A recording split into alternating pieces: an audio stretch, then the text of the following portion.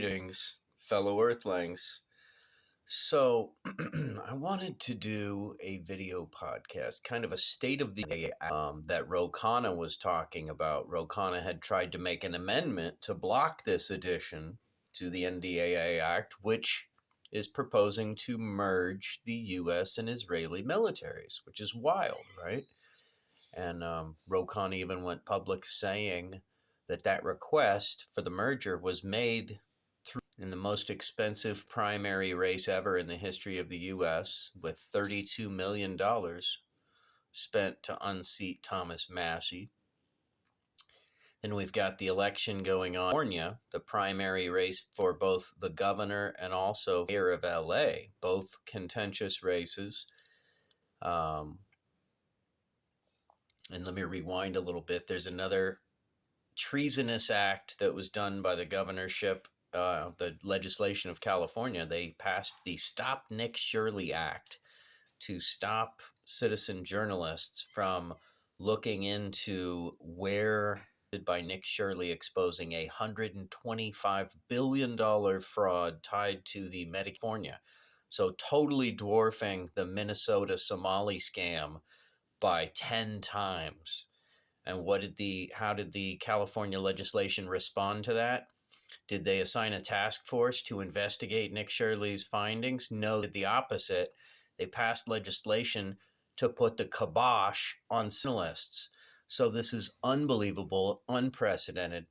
Now let's come to the current cycle of elections in California and how Gavin Newsom preemptively passed legislation that brings all the ballots to a center location to count them, because what could go wrong, designed to create the opportunity for fraud and for messing with elections, right, for election fraud. So they pick up the ballots from Los Angeles, then they bring them somewhere, I don't know, and then count them and then bring the results back to Los Angeles. Like, this is ridiculous, right? And first of all, in this age of digital mail-in ballots, this is crazy, right? So this creates the opportunity for them to look at how many ballots they need to win the election, and then after the election's over, they can come up with that many ballots. It's unbelievable. Apparently, in the state of Minnesota, Tampon Timmy won by something like 800. Wild. Unbelievable. So there seems to be fraud on every front, right? Then we've got these quote unquote data centers, right? So do you remember the movie The Terminator? Did you know that the movies The Terminator and The Matrix are a prequel and a sequel written by the same woman? Blew me away when I learned that. Yeah. And she said, there it is. So we're living in the convergence of a bunch of movies. The Terminator, The Matrix, The Minority Report, and RoboCop. That's our reality. We're right on the verge of it. And some people are still sleepwalking into the oblivion, right? Like lemmings sleepwalking off of a cliff. It's on powerful movies that people should revisit are V for Vendetta, The Fight Club, and Office Space.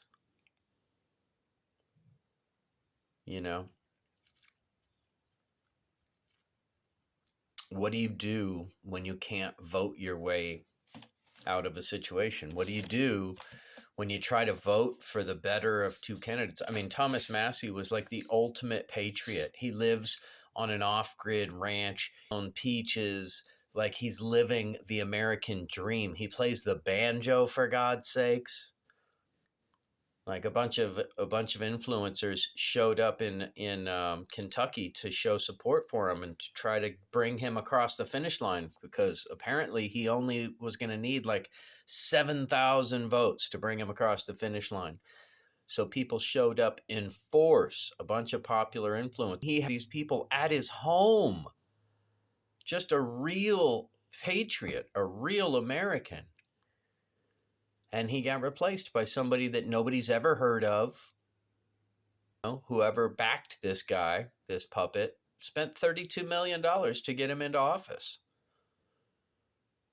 So that's the reality of what used to be the United States of America.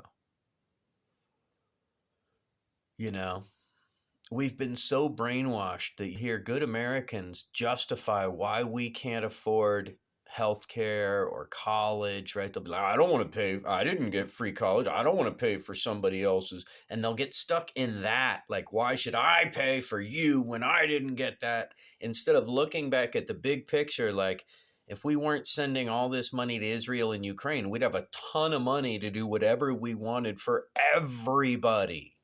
Like, so the whole idea of I don't want to pay for you because nobody paid for me, that's the mentality of I leaves the whole world blind. We got to think outside the box. You got to think bigger than that. We got to shift. Has been set so small to only benefit the banksters, right? The international banksters, the international cabal of banksters, right? Like we've been brainwashed to think that we need to be open-minded and accepting and international, and that to think about our country only, that's a bad thing somehow. And we need to, it's like what kind of illogical brain rot type of theory is that, right? Of course you want to put your own country first. Of course you want to put your own family first, your own community first, your neighborhood, your state, and then your country. Of course. Why wouldn't you want to do that? Oh, well, you wouldn't want to do that if you were being run by some to put their needs and their wants and their goals ahead of your own, right? Like that's the only reason, right? And we've been sold out by the people that we thought were going to bring us across the finish line, right? I was just watching a couple videos of the 90s. One was of, and it was really cool, man. It was back, there was so much unity then, you know, it was a crazy cool time for people who didn't live through it. You know, you'll never understand. It was nothing like today. It was awesome. And then the other band was, oh, what's that band? Oh man, can't remember their name. It's all about the nookie, so you could take a cookie and shove it up your ass. Shove it up your ass. That band, and the testosterone in the crowd, right? I just want to break something. I just want to break something, and the crowd was just going nuts. You could feel the testosterone in the crowd. And somebody was saying, man, I bet the CIA saw this and said, we got to put the kibosh on this stuff, man. Right? This is like a revolution happen. All these young people with that much testosterone feeling you F the man type. These were different, man. The 90s were different. Listen to some of the rap from the 90s. Listen to the lyrics of some of the songs from the 90s. People were waking up. People were coming together. There was no bullshit racial divide. That's been stoked since the 90s to cause division on purpose because we were so united that the powers that be clearly started freaking out and did something about it, right? And there used to be conscious rap.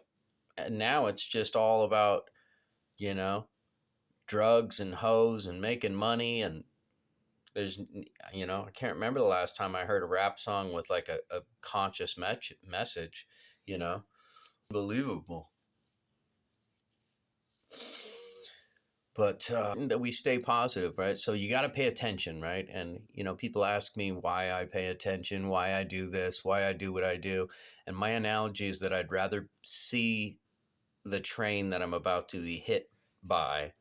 I'd rather be aware of it and have a chance to move out of the way as opposed to, you know, it approaching from behind and me just being hit and completely unawares.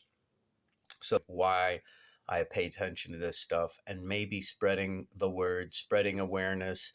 I can light the spark of awareness with somebody who can have a much bigger impact than myself. I don't know. At least if you're doing something. The level of censorship has escalated on my Instagram now. If I do a remix of somebody else's video, or do a sequence of somebody else and record after their video, my audio is muted. It's wild, unbelievable. So clearly I made the club and I'm on the list, right? So I guess in one regard that's a compliment, but in another regard that's super frustrating. So a few people have been spurring me on to write a book lately to get things on paper. So I think I'm going to do that. I've got about 5 book titles and I've started on 2 of them, and I've actually almost got I've got a children's book that I've almost got finished, a book about crows. Just have to put the final touches on that. One Passover, going to do the final edit. But I just wanted to reach out, talk about what was. I've been a little erratic with this recently because I'm in a master's program that's really demanding. It's an accelerated master's program in psychology, and it's very demanding. I'm taking 2 classes each 2 months. So every 4 weeks, I have a midterm, then a final. So it's pretty intense.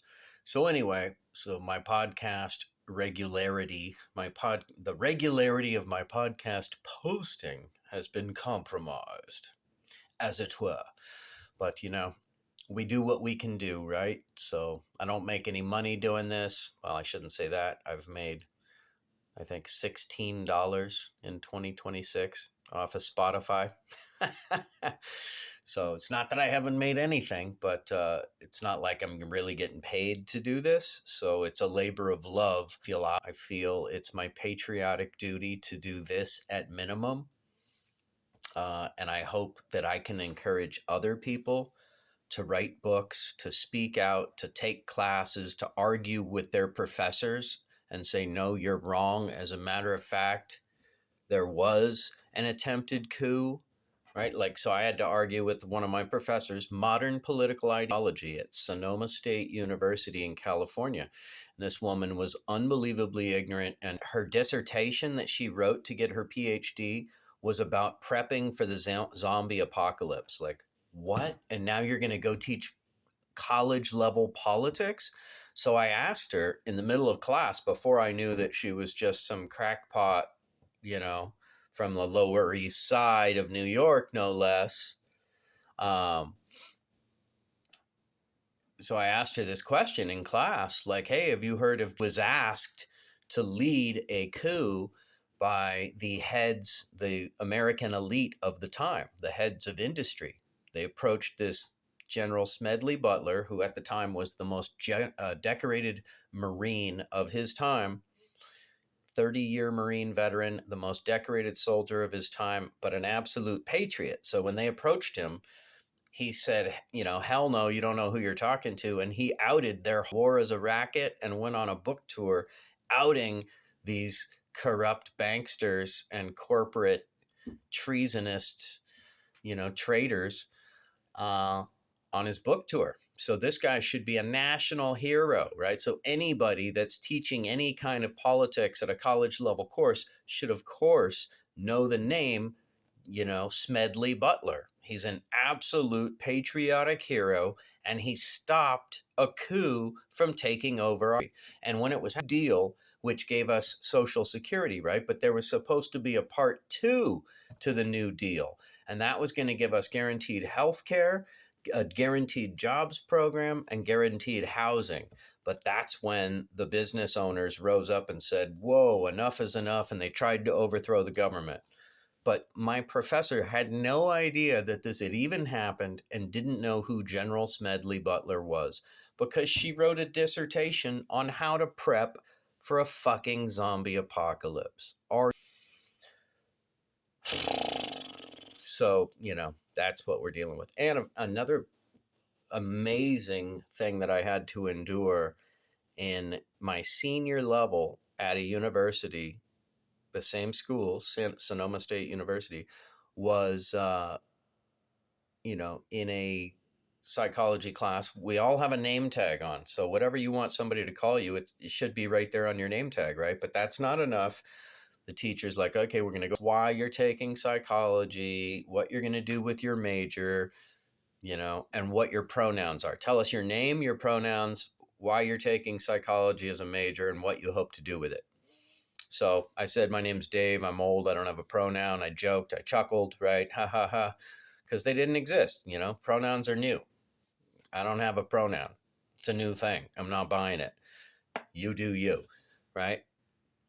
So then the professor goes to the next person. Go around in a circle, 35 people. He, him, she, her, he, him, she, her, he, him, she, her, everybody, so that one person can say they, them. So if this wasn't about brainwashing and indoctrination, which it is, if it wasn't that, and if it was about equality, the teacher would have just said, I want everybody to know this is a safe space. If anybody has a pronoun, please let us know at this time. They could have done it that way. But no, they made everybody go around in a circle and didn't have one. That's called brainwashing and indoctrination. And it's not the individual teachers doing this. They're being told that they have to do this. And it's not at one school, it's at all schools. And then I talk with my nephew who works at Google, and he's like, oh, yeah, we got to do the same kind of shit. We got to have monthly meetings to talk about how we relate to each other, but so that we don't offend anybody. And we got to, email and all this. What are we doing? What are we doing? We don't have to live like this. We don't have to live like this. It's a race to the bottom, right? We're not improving anything. Things were better in the 90s. Equality was better in the 90s. Morale, esteem was better in the 90s. Unity was better in the 90s. Quit listening to these, messages of divisiveness. Anyway, I think I'll wrap it up. This one's going to be a shorter podcast than normal, but, I wanted to go ahead and get these thoughts out there while they were fresh. I'll try to keep the podcast a little more regular, but hey, like I said, school's my priority right now, so life happens. Anyway, picking what I'm doing, picking up what I'm putting down, please do spread it around, share with friends and on social media. My viewership is down. It appears that I am being censored, as are a lot of people in this day and age, demonetized, censored, having the reach limited even, right? On top of being demonetized, it's frustrating to have the reach limited, right? So on 1,000 followers, somewhere around there, and I'll post a video and it'll go out to maybe 1,500 people, which is wild, right? Like, how does that happen? How does it not even go out to at least all the people who are following me, right? That's the era that we're living in. That's the time we're living in. Maybe I'll do another episode about the ADL, the ACLU, all of these fake seem like they're there to protect us and to protect social decency, when in reality they're there for censorship and to hide the truth.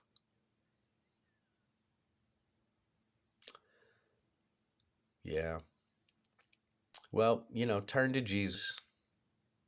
Christ is King. Jesus, our almighty Savior. Hallowed be thy name. Thy kingdom come, thy will be done on earth as it is in heaven. Give us this day our daily bread, and forgive us our trespasses, as we forgive those who trespass against us. And lead us not into temptation, but deliver us from evil. For thine is the power, the kingdom, and the glory forever. Amen. God bless.